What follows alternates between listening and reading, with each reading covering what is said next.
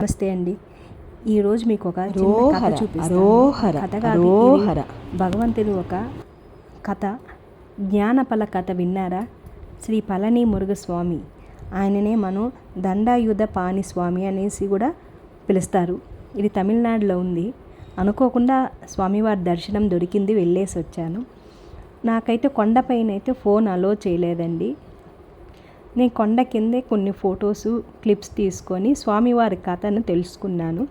ఆ కథని నా ఒక ఇన్స్పైర్గా ఉంటుంది కాబట్టి చెప్తున్నాను. ఇది స్వామి ఒక జ్ఞానపల కథ. మురుగన్ స్వామివారి త్యాగం, కోపం వెనక ఉన్న జీవిత సత్యానికి పళని అనే మాటలో దాగి ఉన్న గొప్ప అర్థం ఈ వీడియోలో ఉంది. ప్లీజ్ కాసేపు ఆగండి.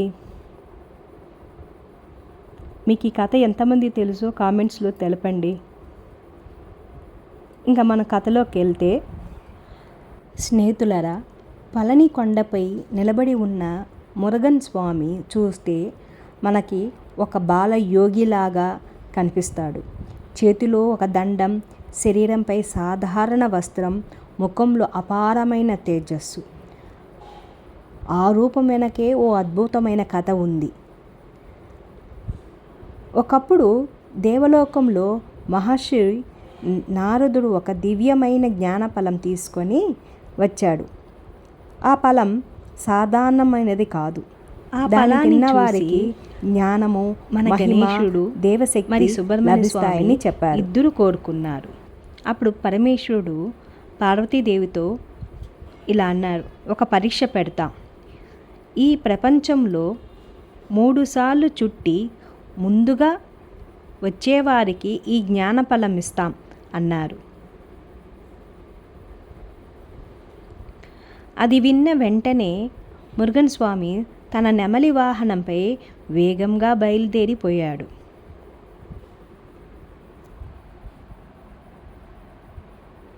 మా అన్న పిల్లలు అందరితో కలిసి వెళ్ళేసి వచ్చామండి. అక్కడ గుర్రం బండి కూడా ఉన్నాయి, చక్కగా గుర్రం కూడా చూసుకొని. ఇంకా మన కథలోకి వెళ్తే, అది విన్న వెంటనే మురుగన్ స్వామి తన నెమలి వాహనంపై వేగంగా బయలుదేరిపోయాడు. అతనికి శక్తి ఉంది, ధైర్యం ఉంది, వేగం ఉంది. కానీ గణేశుడు మాత్రం ప్రశాంతంగా ఆలోచించాడు. కొద్దిసేపటి తర్వాత తన తల్లిదండ్రుల చుట్టూ 3 ప్రదక్షిణలు చేశారు. అందరూ ఆశ్చర్యపోయారు. అప్పుడు గణేశుడు ఇలా అన్నాడు, తల్లిదండ్రులే నా ప్రపంచం. ఆ మాట విన్న శివపార్వతులు ఆనందంతో నిండిపోయారు. అది నిజమైన జ్ఞానం అని భావించి జ్ఞానఫలాన్ని గణేశుడికిచ్చారు. ఇక ప్రపంచ యాత్ర పూర్తి చేసి వచ్చిన మురుగన్ అది చూసి చాలా బాధపడ్డారు. నేనంత కష్టపడ్డాను, అయినా ఫలం నాకు రాలేదు అని మనసులో ఆవేదన చెందాడు. ఆ బాధతో దేవలోకాన్ని విడిచి దక్షిణ దేశంగా వెళ్ళిపోయాడు. చివరకు ఒక అందమైన కొండపైన చేరుకొని అక్కడే తపస్సు చేయసాగాడు.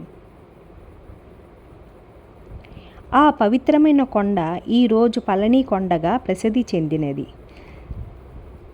ఇప్పుడు నేను ఇందాక చూపించాను చూడండి రోప్వే, అదే అండి ఆ కొండ. మురుగన్ అక్కడ రాజులా కాదు, యోగిలా జీవించాడు. చేతిలో ఒక చిన్న దండం మాత్రమే పట్టుకొని ఉంటాడు. అందుకే ఆయనను దండయుధపాణి అని పిలుస్తారు.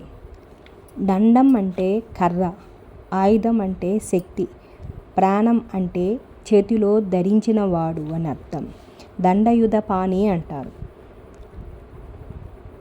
అంతే చేతిలో దండం పట్టుకొని భక్తులను రక్షించే స్వామి. కొన్ని రోజుల తర్వాత శివపార్వతులు తమ కుమారుడి దగ్గరికి వచ్చారు. అప్పుడు ప్రేమతో ఇలా అన్నారు స్వామి అమ్మవారు, పళని అంటే నీవే నిజమైన జ్ఞానఫలము అని అర్థం. ఆ మాట విన్న మురుగన్నయ్యకు ప్రశాంతతమైనది. ఆ రోజు నుంచి ఆ ప్రాంతాన్ని పళని అని పిలవడం ప్రారంభించారు.